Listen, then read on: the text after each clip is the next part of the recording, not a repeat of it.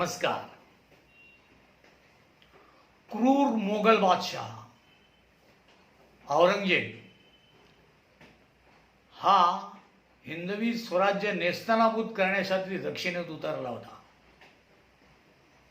परंतु मराठी सैन्याने त्याला नामोहरम करून सोडलं होतं. एक काही काळ आपल्या मराठी सैन्याचा सरसेनापती संताजी घोरपडे होते. 1689 ते 1696 या 7 वर्षामध्ये त्यांनी औरंगजेबाला अगदी जेरीस आणलं, पार हैराण करून सोडलं होतं. परंतु औरंगजेबाला 11 वेळा पळून जायला लावलं, माघार घ्यायला लावली होती.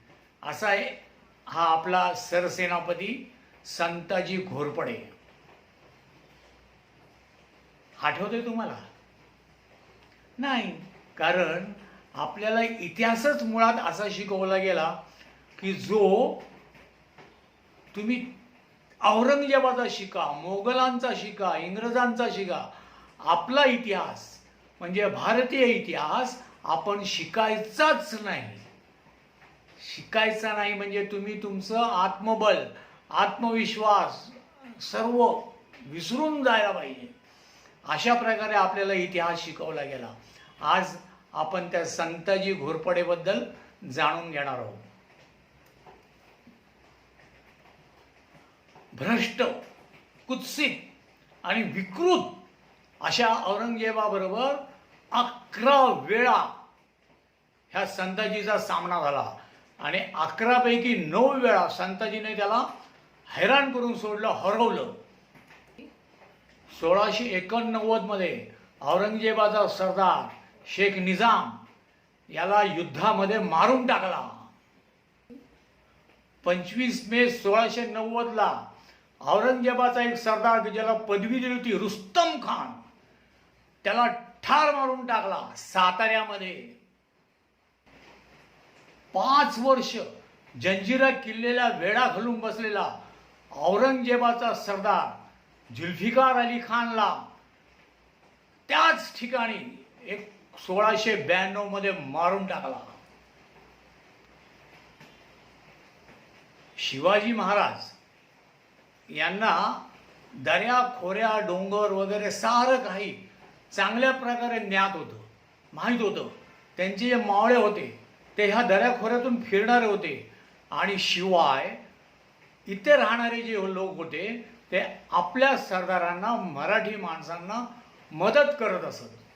त्यामुळे शिवाजी महाराज कुठूनही जाऊन मोगल सैन्यावर हल्ला करत असत. तोच प्रकार पेशव्यांचा. आणि हे सगळं माहीत असल्यामुळे ते वेगाने जात असत. आणि हेच तंत्र संताजीने सुद्धा वापरलं. सरसेनापती संताजी घोरपडे त्यांनी सुद्धा याच तंत्राचा वापर केला. वेगाने जायचं, हल्ला करायचा आणि वेगाने परतायचं. त्यांच्या हाती आपण लागता कामा नये, हे ते धोरण.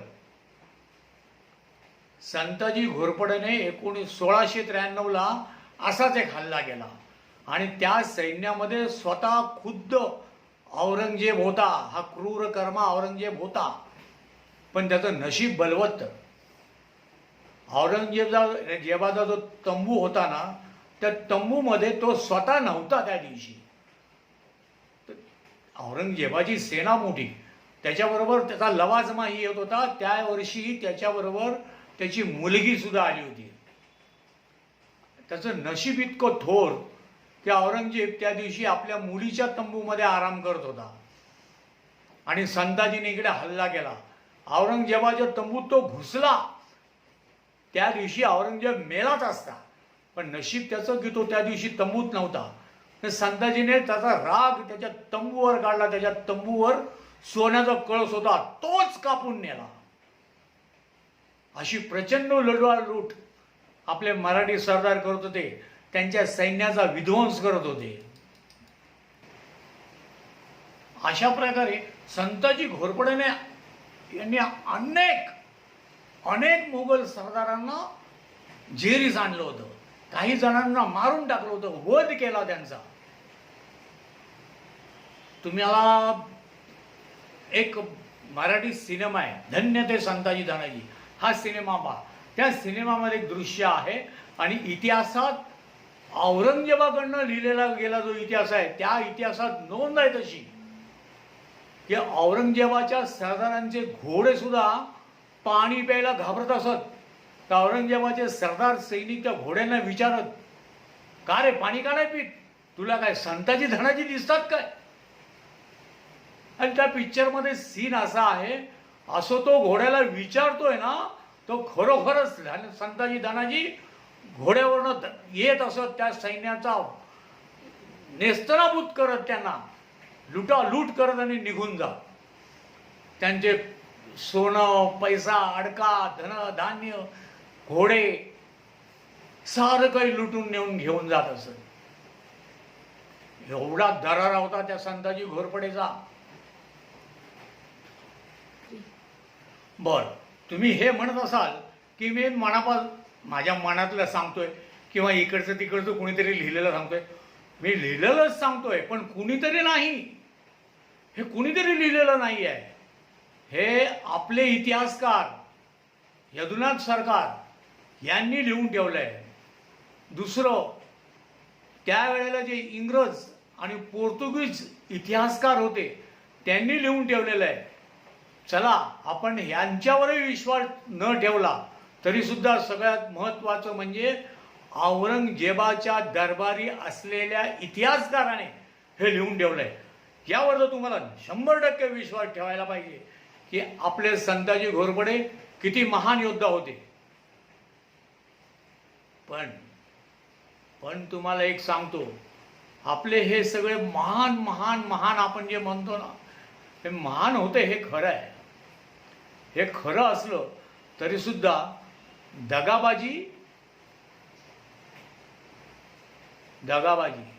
दगाबाजी ही आपलेच लोक करतात. मग प्रथम कुणाला सजा द्यायला हवी, शासन कुणाला करायला हवं, शिक्षा कुणाला द्यायला हवी, हे आजच नव्हे फार पूर्वीच्या काळापासून चालत आलंय. संभाजी महाराज का पकडले गेले विचार करा, आठवा. शिवाजी महाराजांनी काही जणांना हत्तीच्या पायदळीत उडवलं का? अशा शिक्षा अशा लोकांना वेचून काढून द्यायला हवं. आजही असे लोक आपल्या भारतामध्ये आहेत आणि आपण सावरकरांनी सांगून ठेवलंय, हो, आपण जे पराभूत होतो ना ते आपल्याला परकीय पराभूत करत नाहीत, त्यांच्यात तेवढी ताकद सुद्धा नाहीये. आपल्याला पराभूत करतात हे आपलेच लोक, त्यांना भितरून आपली माहिती सांगून आपला पराभव करतात. पटतंय ना? लाईक, शेअर आणि सबस्क्राईब करा.